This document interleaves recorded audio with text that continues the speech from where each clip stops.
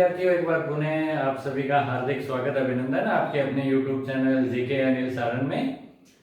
अपने कक्षा 12 के लिए मानव भूगोल विषय में अध्याय 5वां प्रवास और मानव विकास की संकल्पना को पढ़ रहे थे, जिसमें कि प्रवास संबंधी अपने जो अवधारणा होती है उसको बड़े ही विस्तार रूप से अपने 2 वीडियो के अंतर्गत समझ चुके हैं। आज का जो वीडियो है वो है मानव विकास संकल्पना से जुड़ा हुआ इस अध्याय का आखिरी और अंतिम वीडियो, जिसमें हम मानव विकास संकल्पना को विस्तार रूप से समझेंगे। अगर आपने इस अध्याय से जुड़े हुए पहले 2 वीडियो नहीं देखे हैं तो पहले उनको जरूर देखें। उनके जो लिंक हैं वो मैंने नीचे डिस्क्रिप्शन बॉक्स में डाल दिए। जैसे ही आप उन लिंक पे क्लिक करेंगे तो आप उन वीडियो पे पहुंच जाएंगे और वहां से जाकर आप उन वीडियो को आसानी से देख सकते हैं। अगर आप इस चैनल को पहली बार विजिट कर रहे हैं तो सब्सक्राइब जरूर कर दें, पास में दिया गया बेल आइकन भी दबाएं, ताकि जैसे ही नया वीडियो अपलोड किया जाए तो उसकी तुरंत सूचना आपको मिल सके।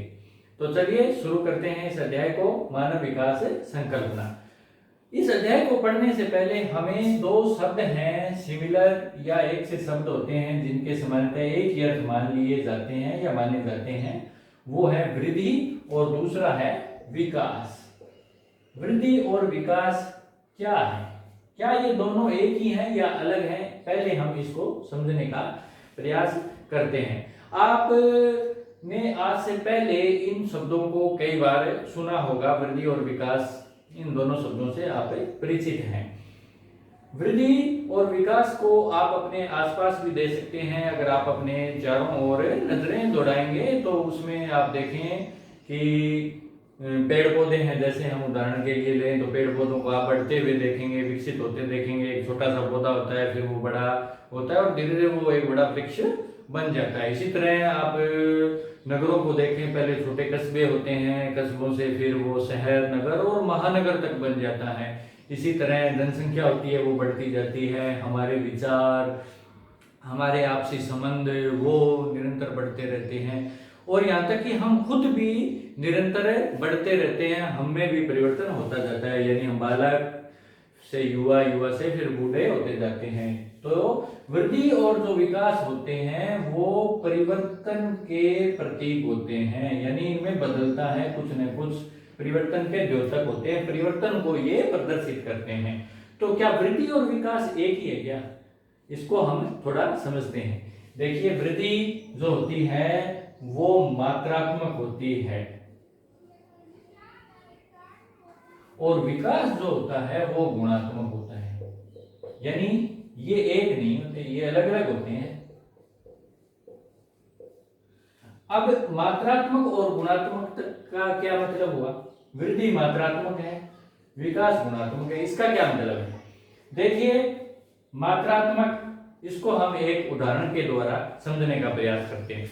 मान लीजिए एक नगर है, उस नगर की जनसंख्या 1 लाख से 2 लाख हो गई। यानी किसी क्षेत्र या नगर विशेष की जनसंख्या 1 लाख से 2 लाख हो गई तो हम कहेंगे कि उस नगर में क्या हुई? उस नगर की जनसंख्या क्या हुई? उस नगर की जनसंख्या में वृद्धि हुई। कितनी वृद्धि हुई? 1 लाख वृद्धि हुई। तो संख्या, यानी ये मात्रा या संख्या को प्रदर्शित करता है। अब विकास क्या होता है? अब उस क्षेत्र की जनसंख्या तो बढ़ी ही बढ़ी, संख्या तो बढ़ी ही, 1 लाख से 2 लाख हो गई, लेकिन उस जनसंख्या के बढ़ने के साथ साथ अगर उस क्षेत्र में उस जनसंख्या के लिए अगर कुछ सुविधाएं, जैसे कि आवास बढ़ गए, उस जनसंख्या के लिए शिक्षा की व्यवस्था बढ़ गई, चिकित्सा की, पीने के पानी के लिए सड़कें वहां बन गई, यानी उस जनसंख्या के लिए अगर सुविधाएं बढ़ी हैं, इस क्षेत्र में काम हुआ है, तो हम कह सकते हैं उस क्षेत्र विशेष में क्या हुआ है? विकास हुआ है। यानी वृद्धि तो हुई है, विकास भी हुआ है। अगर वहां केवल जनसंख्या बढ़ जाए, अगर वहां सुविधाएं ना बढ़े, आवास संबंधी, चिकित्सा संबंधी, शिक्षा संबंधी, पानी संबंधी, बिजली संबंधी, अगर ये सुविधाएं ना बढ़े तो हम कहेंगे कि उस क्षेत्र में वृद्धि तो हुई है लेकिन विकास नहीं हुआ है। यानी वृद्धि, इसका मतलब क्या हुआ कि वृद्धि जो होती है वो मात्रात्मक होती है, मात्रा को प्रदर्शित करती है, संख्या को प्रदर्शित करती है। विकास जो होता है वो गुणात्मक होता है। ठीक है।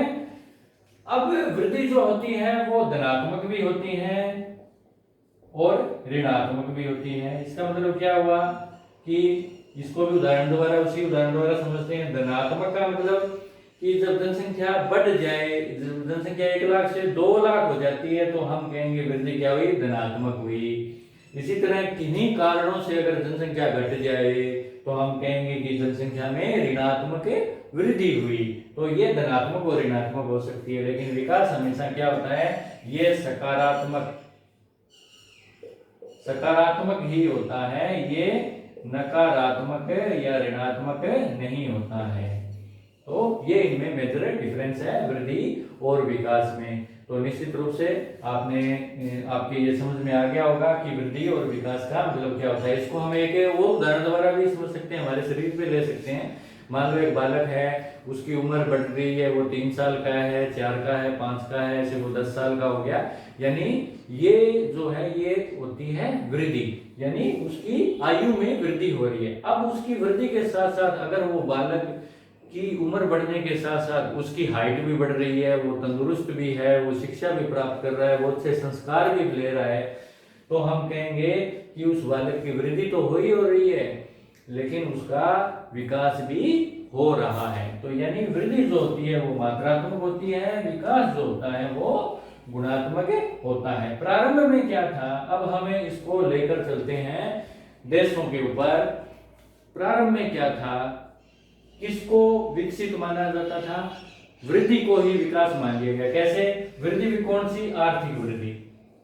प्रारंभ में क्या होता था, आर्थिक वृद्धि उसी देश को विकसित माना गया जिस देश की आर्थिक वृद्धि हुई। आर्थिक को हमें आय भी शब्द लिख सकते हैं, यानी आय, जिस देश की आय बढ़ी, जिन देशों के लोगों की आय बढ़ी, या जिन देशों की अर्थव्यवस्था बड़ी होती थी, जो आर्थिक उन्नति में अग्रणी थे, उन देशों को क्या माना जाता था, उन देशों को माना जाता था कि वो देश विकसित हैं, वो देश विकास में अग्रणी है। यानी जिन देशों की आय ज्यादा थी उन्हीं को विकसित माना गया। प्रारंभ में ये अवधारणा थी, लेकिन धीरे धीरे क्या हुआ कि देखिए जो आय होती है ना, उस आय का अधिकार जनसंख्या से कोई लेना देना नहीं होता है। कैसे, मान लो जनसंख्या तो होती है करोड़ों में, लेकिन आय अगर कुछ सैकड़ों लोगों, कुछ हजारों लोगों की आय बढ़ जाती है ना, तो उस देश की अर्थव्यवस्था, उन सैकड़ों हजारों लोगों की आय बढ़ने से उस देश की अर्थव्यवस्था बड़ी हो जाती है। लेकिन अधिकांश जो लोग होते हैं उस देश के, उस क्षेत्र के, उन लोगों की तो आय बढ़ती ही नहीं है, उनके जीवन में तो कोई परिवर्तन आता ही नहीं है। तो केवल आर्थिक वृद्धि या आय बढ़ने को ही विकास नहीं माना जा सकता, ऐसा विचार लाया गया। ऐसे विचार कब आए, ऐसे विचार 1990 के दशक में ऐसे विचार प्रस्तुत किए गए।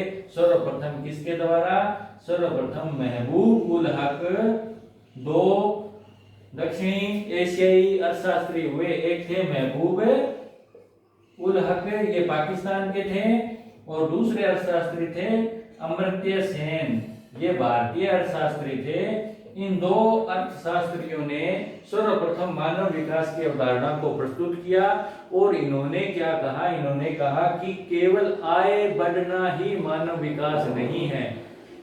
इन्होंने क्या कहा, महबूब उल हक ने कहा कि हम विकास उसको मानेंगे जो कि मनुष्य के विकल्पों में वृद्धि कर दे, जो मानव के विकल्पों में वृद्धि कर दे।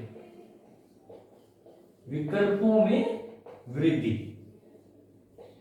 इस विकल्प को हम अवसर भी बोल सकते हैं। अवसर यानी विकास वो है जो मानव के अवसरों में या विकल्पों में वृद्धि करता हो, वो विकास क्या होता है, मानव विकास होता है। अब ये विकल्प बढ़ने का क्या मतलब हुआ, इसको भी हम एक उदाहरण द्वारा समझने का प्रयास करते हैं। जैसे मान ले एक व्यक्ति अनपढ़ है, पढ़ा लिखा नहीं है, निरक्षर है, उस व्यक्ति का क्या है, डॉक्टर बनने का विकल्प खत्म है। अनपढ़ व्यक्ति डॉक्टर नहीं बन सकता, अनपढ़ व्यक्ति निरक्षर व्यक्ति इंजीनियर नहीं बन सकता। यानी उसके डॉक्टर या इंजीनियर बनने के विकल्प क्या है? नहीं है। बल्कि एक पढ़ा लिखा विद्वान व्यक्ति है, उसके डॉक्टर बनने या इंजीनियर बनने के विकल्प हैं। यानी क्या हुआ? शिक्षा क्या करती है? मनुष्य के विकल्पों में वृद्धि करती है। यानी हम कह सकते हैं कि विकास वो होता है जो विकल्पों में वृद्धि करे। इसी तरह एक उदाहरण और लें कि मान लो एक व्यक्ति गरीब है, एक व्यक्ति के पास पैसे की कमी है, अब वो व्यक्ति बीमार हो गया। व्यक्ति के बीमार होने से अब वो अच्छे हॉस्पिटल में इलाज करवाना चाहता है अपना, लेकिन क्या वो करवा पाएगा? नहीं करवा पाएगा, क्योंकि अच्छे हॉस्पिटल में इलाज महंगा है और वो व्यक्ति गरीब है, उसके पास पैसे नहीं है, तो उसे एक कम छोटे हॉस्पिटल में अपना इलाज करवाना पड़ेगा। यानी उसके विकल्प क्या हो गए? सीमित हो गए। तो हम कह सकते हैं कि विकास वो होता है जो मनुष्य के विकल्पों में वृद्धि कर दे। अब मनुष्य के विकल्प किन चीजों से बढ़ेंगे? मनुष्य के विकल्प बढ़ेंगे उत्तम शिक्षा से, उत्तम स्वास्थ्य सेवाओं के विस्तार से, या सुविधाओं, उस देश में अगर सुविधाएं बढ़ेंगी, शिक्षा बढ़ेगी, तो उस क्षेत्र में विकास होगा। तो ये चीजें किसने कही? ये बातें किसने कही कि केवल आय को ही ना देखा जाए बल्कि अन्य चीजों पर भी गौर किया जाए। यानी विकास वो होगा जो मानव के विकल्पों में वृद्धि कर दे। तो ये होता है मानव विकास की अवधारणा। यहाँ हमने क्या समझा? यहाँ हमने दो तीन चीजें समझी। एक तो हमने वृद्धि और विकास में अंतर जाना कि वृद्धि क्या होती है? वृद्धि मात्रात्मक होती है। विकास क्या होता है? विकास गुणात्मक होता है। वृद्धि केवल संख्या में मापी जाती है, यहाँ संख्यात्मक नहीं होता, ये गुणात्मक होता है। वृद्धि धनात्मक और ऋणात्मक हो सकती है। विकास जो है वो केवल सकारात्मक होता है, नकारात्मक नहीं होता है। विकास जो शब्द है प्रारंभ में केवल आर्थिक वृद्धि को ही विकास माना गया। बाद में 1990 के दशक में महबूबुल हक जो पाकिस्तानी अर्थशास्त्री थे, उन्होंने सर्वप्रथम मानव विकास की अवधारणा को प्रतिपादित किया था। मानव विकास शब्द का प्रयोग किया था महबूबुल हक ने। बाद में इस क्षेत्र में भारतीय अर्थशास्त्री अमर्त्य सेन थे, उन्होंने भी इस क्षेत्र में काम किया। इसलिए मानव विकास संकल्पना का जब बात आती है तो इन दो विद्वानों का नाम लिया जाता है। महबूबुल हक ने क्या कहा? इन्होंने कहा कि मानव विकास क्या है? मानव विकास वो है जो मानव के विकल्पों में वृद्धि करता हो, जो उसके अवसरों में वृद्धि करता हो, वो विकास है, मानव विकास है। अब मनुष्य के या मानव के जो विकल्प हैं वो किन चीजों से बढ़ेंगे? वो आय से बढ़ेंगे। आय के अलावा शिक्षा से और बेहतर चिकित्सा सुविधाओं से, या इसी प्रकार की अन्य कई प्रकार की सुविधाएं अगर व्यक्ति को मिलेंगी, उन क्षेत्रों में अगर काम होगा तो निश्चित रूप से मनुष्य के विकल्पों में वृद्धि होगी, और विकल्पों में अवसरों में वृद्धि होगी तो वो मानव विकास होगा। तो ये थी मानव विकास अवधारणा की मुख्य संकल्पना। अब हम देखते हैं कि मानव विकास संकल्पना जो है, इसी में एक मानव विकास सूचकांक है, उसको समझते हैं। संयुक्त राष्ट्र संघ ने बाद में आय की जगह अन्य दो चीजों को लेकर एक सूचकांक विकसित किया जिसको मानव विकास सूचकांक कहते हैं। तो हम देखते हैं कि वो मानव विकास सूचकांक क्या है। अब अपने देखते हैं मानव विकास सूचकांक क्या होता है। देखिए, जैसे कि हमने अभी पढ़ा था कि प्रारंभ में क्या होता था कि केवल आय को ही विकास का पर्याय माना जाता था, उसका सूचक माना जाता था। लेकिन धीरे धीरे इस अवधारणा को बदला गया और मानव विकास की अवधारणा का प्रतिपादन होने के बाद विकास के अन्य सूचकों को स्थान दिया गया। तो अब क्या होता है, 1990 से लेकर लगातार मानव विकास सूचकांक एक रिपोर्ट है, मानव विकास रिपोर्ट, उसको प्रकाशित किया जाता है। मानव विकास सूचकांक को HDI भी बोलते हैं, ह्यूमन डेवलपमेंट इंडेक्स, मानव विकास सूचकांक। और एक रिपोर्ट जारी की जाती है प्रतिवर्ष, वो की जाती है संयुक्त राष्ट्र संघ का एक कार्यक्रम है, यूनाइटेड नेशन डेवलपमेंट प्रोग्राम, संयुक्त राष्ट्र विकास कार्यक्रम। इसके द्वारा प्रतिवर्ष एक रिपोर्ट प्रकाशित की जाती है जिसको बोला जाता है मानव विकास रिपोर्ट। और ये रिपोर्ट लगातार 1990 से हर साल जारी की जाती है। तो इस रिपोर्ट में 3 सूचकों के आधार पर विभिन्न देशों की तुलना की जाती है कि किस देश में मानव विकास के क्षेत्र में काम ज्यादा हुआ है, किस क्षेत्र में मानव विकास की दृष्टि से काम कम हुआ है। या कौन सा देश मानव विकास में अग्रणी है और कौन सा पिछड़ा हुआ है, एक रिपोर्ट प्रकाशित की जाती है। और वो जो रिपोर्ट होती है वो 3 सूचकों पर आधारित होती है, यानी विभिन्न देशों की तुलनाएं इन 3 सूचकों के आधार पर की जाती है। वो 3 सूचक कौन से हैं? एक होता है आय, दूसरा होता है स्वास्थ्य और तीसरा होता है शिक्षा। पहले केवल आय के आधार पर तुलना की जाती थी, लेकिन अब आय के साथ साथ विभिन्न देशों की तुलनाएं करने के लिए 2 अन्य सूचक स्वास्थ्य और शिक्षा को भी ले लिया गया है। आय के लिए क्या देखा जाता है? आय के लिए प्रति व्यक्ति आय देखी जाती है, यानी किसी देश में यह देखा जाता है कि प्रत्येक व्यक्ति कितना कमाता है, इसलिए आय के लिए उस देश की प्रति व्यक्ति आय देखते हैं। स्वास्थ्य के लिए जीवन प्रत्याशा देखी जाती है। जीवन प्रत्याशा क्या होती है? जीवन प्रत्याशा का मतलब होता है जीने की आशा। ये देखा जाता है कि एक व्यक्ति औसत रूप से कितना जीवित रहता है उस देश में। देखो, विभिन्न देशों की जीवन प्रत्याशा अलग अलग होती है। किसी देश में जीवन प्रत्याशा अधिक होती है, किसी में कम होगी। अधिक किस में होगी? अधिक उसमें होगी जिन देशों के अंदर बेहतर चिकित्सा सुविधाएं होंगी। जहां बेहतर चिकित्सा सुविधाएं मिलेंगी, जहां वातावरण अच्छा होगा, जीवन के लिए अच्छे सुविधाएं मिलेंगी, तो वहां के लोग ज्यादा जीवित रहेंगे। ज्यादा जीवित रहेंगे तो वहां जीवन प्रत्याशा ज्यादा होगी, यानी जीवन प्रत्याशा ज्यादा होगी तो इसका मतलब वहां स्वास्थ्य सुविधाएं ज्यादा है। इसलिए जीवन प्रत्याशा विभिन्न देशों की तुलनाएं करने के लिए उन देशों में देखा जाता है कि औसत रूप से व्यक्ति कितने जीवित रहते हैं। जैसे मैं बात करूं तो अफ्रीकी देशों की अगर जीवन प्रत्याशा की बात करें तो वहां 40 से 45 ही है, यानी औसतन रूप से वहां व्यक्ति 40 से 45 वर्ष ही जीवित रहते हैं। जबकि अगर हम जापान या यूरोपीय देशों की बात करें तो वहां 70 से 80 85 तक जीवन प्रत्याशा है, यानी यूरोपीय और जापान जैसे देशों में लोग 85 वर्ष की उम्र तक जीते हैं। क्यों? क्योंकि वहां स्वास्थ्य सुविधाएं ज्यादा है। तो ये होती है जीवन प्रत्याशा। तो विभिन्न देशों की तुलनाएं करने के लिए, विकास को मापने के लिए आय के अलावा स्वास्थ्य, स्वास्थ्य के अलावा शिक्षा। शिक्षा में क्या देखते हैं? साक्षरता, यानी व्यक्ति पढ़े लिखे कितने। साक्षरता को हमने पिछले अध्याय में पढ़ा था कि 7 वर्ष से ऊपर की आयु के व्यक्ति जो सामान्य अपनी लोकल जो भाषा होती है उसको पढ़ सके, लिख सके, समझ सके, समझा सके, वो व्यक्ति साक्षर माना जाता है। तो शिक्षा के लिए साक्षरता देखी जाती है कि किन देशों में साक्षरता अधिक है। तो इन 3 सूचकों के आधार पर एक रिपोर्ट, एक इंडेक्स, एक सूचकांक बनाया जाता है। उसमें जो उन देशों का स्कोर रखा जाता है ना, उनको जो अंक दिए जाते हैं वो 0 से 1 के बीच में उनको अंक दिए जाते हैं। अब जिस मान लो एक देश ने अंक प्राप्त किए 0.963 और दूसरे देश ने अंक प्राप्त किए 0.212, तो इसमें कौन सा देश अग्रणी है मानव विकास की दृष्टि से?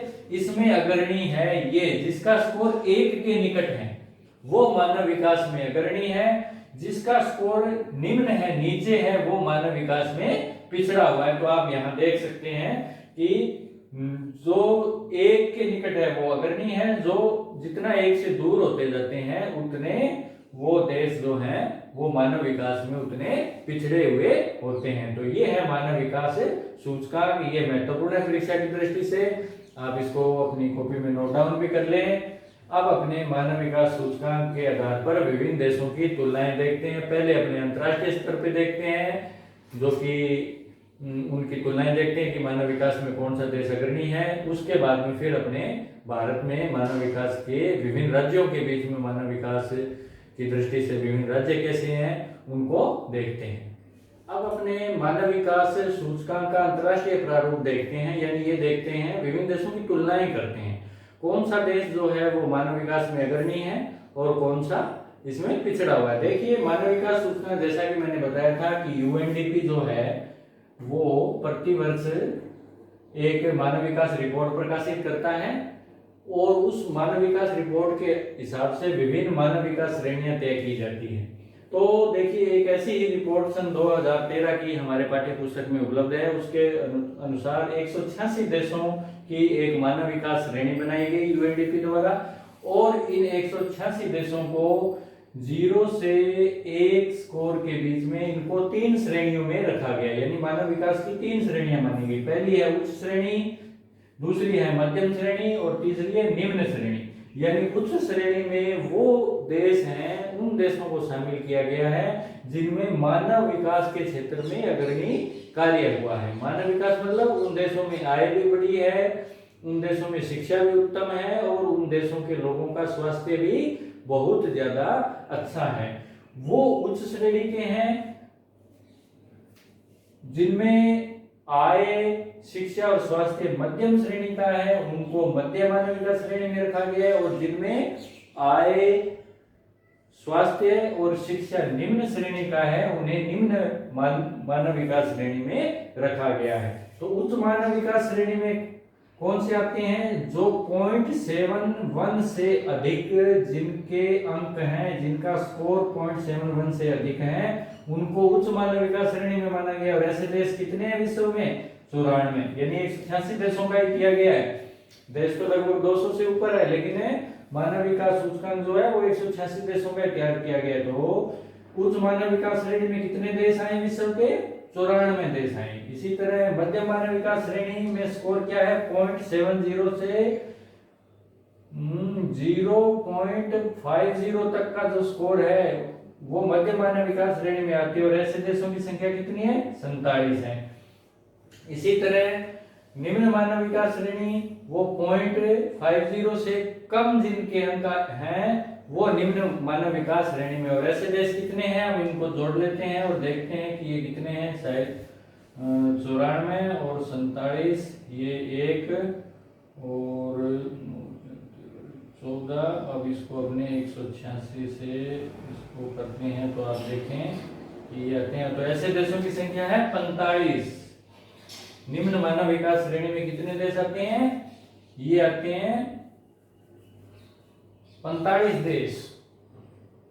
तो अब उच्च मानव विकास श्रेणी में कौन कौन से देश हैं? 94 देश। इनमें नॉर्वे है, ऑस्ट्रेलिया है, यूएसए है, नीदरलैंड है, जर्मनी है। ये देश एशियाई देशों की बात करें तो जापान है, सिंगापुर है, इजराइल है। ये वो देश हैं, कोरिया है, ये वो देश हैं जो उच्च मानव विकास श्रेणी में आते हैं। मध्य मानव विकास श्रेणी में 47 देशों में कौन से प्रमुख देश हैं? चीन है, हमारा भारत है, थाईलैंड, मंगोलिया, इंडोनेशिया, पाकिस्तान और बांग्लादेश जैसे देश हैं वो कि मध्य मानव विकास श्रेणी में आते हैं। इसी तरह निम्न मानव विकास श्रेणी में हम बात करें तो अधिकांशतः अफ्रीकी जो देश है, अफ्रीका महाद्वीप के, जैसे कि कांगो, चाड, रवांडा, सूडान, नाइजर। और एशियाई देशों की बात करें तो म्यांमार, अफगानिस्तान, ये वो देश हैं जहाँ की मानव विकास श्रेणी में बहुत ही निम्न काम होने की वजह से इनको निम्न मानव विकास श्रेणी में रखा जाता है। तो ये थे अंतर्राष्ट्रीय तुलना मानव विकास की। अब अपने इसी तरह मानव विकास संबंधी जो रिपोर्ट है उसके अनुसार अपने भारत की देखते हैं कि भारत की स्थिति कैसी है, भारत के विभिन्न राज्यों की मानव विकास की दृष्टि से किस प्रकार की स्थिति है। देखिए, बात करें भारत में मानव विकास के क्या हालात हैं तो आप देखें 2013 के अंदर ही 186 देशों का संयुक्त राष्ट्र संघ ने का UNDP कार्यक्रम के तहत मानव विकास रिपोर्ट प्रकाशित की गई। उसमें भारत को मध्य मानव विकास श्रेणी में रखा गया। यानी 3 श्रेणियां हैं, उच्च, मध्यम और निम्न। भारत इसमें मध्य मानव विकास श्रेणी में। और 186 देशों में भारत का स्थान कौन सा है? 138वें नंबर पे है भारत। यानी 137 देश जो हैं वो भारत से मानव विकास की दृष्टि से अग्रणी हैं। तो 138वां बहुत ही हम कह सकते हैं निम्न स्थान है भारत में मानव विकास की दृष्टि से। फिर भी अगर हम देखें राज्यों का, अगर देखें तो राज्यों में भी ऐसा नहीं है। कई राज्य ऐसे हैं जहाँ मानव विकास की दृष्टि से अच्छा कार्य हुआ है, वो अग्रणी है, वो उच्च मानव विकास में आते हैं। कुछ राज्य ऐसे हैं जिनमें मानव विकास की दृष्टि से बहुत ही कम कार्य हुआ है, निम्न काम हुआ है, वो निम्न मानव विकास श्रेणी में आते हैं। तो उच्च मानव विकास श्रेणी में जो पहला राज्य है वो है केरल। केरल भारत का सर्वाधिक मानव विकास की दृष्टि से अग्रणी राज्य कौन सा है? केरल है। इसके अलावा केरल के अलावा दिल्ली, हिमाचल, गोवा और पंजाब आते हैं जहां उच्च मानव विकास श्रेणी में इनको रखा जा सकता है। केरल का जो स्कोर है वो तो 0.70 से ऊपर है। इसी तरह निम्न मानव विकास की बात करें तो सबसे निम्न आता है बिहार। सबसे कम मानव विकास हुआ है बिहार में। फिर उड़ीसा है, छत्तीसगढ़ है, ये ऐसे राज्य हैं जो मानव विकास की दृष्टि से निम्न श्रेणी में आते हैं। केरल में उच्च होने का प्रमुख कारण है साक्षरता, क्योंकि केरल की जो अधिकांश जनसंख्या यानी 90% से अधिक जनसंख्या पढ़ी लिखी है, साक्षर है, इसलिए केरल है उसमें अग्रणी है। इसी तरह बिहार, उड़ीसा और छत्तीसगढ़ जैसे राज्य पिछड़े होने का प्रमुख कारण आय है, निर्धनता है, गरीबी है, ये राज्य पिछड़े हुए हैं। तो ये था भारत का मानव विकास। और इसी के साथ हमारा ये अध्याय संपूर्ण होता है, जिसमें हमने मानव विकास को विस्तार से पढ़ा। तो ये अध्याय निश्चित रूप से आपके समझ में आया होगा, ये टॉपिक भी आपने अच्छी तरह से समझा होगा। जिससे अगर ये वीडियो आपको पसंद आए तो इसको ज़रूर लाइक करें। साथ ही आज का जो महत्वपूर्ण कार्य है टेस्ट, आज के टॉपिक से संबंधित, वो करना मत भूलें। उसका लिंक मैंने नीचे डिस्क्रिप्शन बॉक्स में दे दिया है, उस लिंक पर जाएं और उस टेस्ट को ज़रूर करें, ताकि आपको ये पता लग सके कि इस अध्याय को पढ़ने के बाद आपके कितना ये टॉपिक समझ में आया। और अंकों को जरूर कमेंट बॉक्स में लिखा करें कि आपने अंक कितने प्राप्त किए, ताकि मुझे भी पता लगे कि आपके ये जो मैं पढ़ाता हूँ वो आपके कितना अच्छी तरह से समझ में आता है। तो चलिए आज के लिए इतना ही, मिलते हैं एक नई वीडियो में एक नए अध्याय के साथ। तब तक के लिए जय हिंद, जय भारत।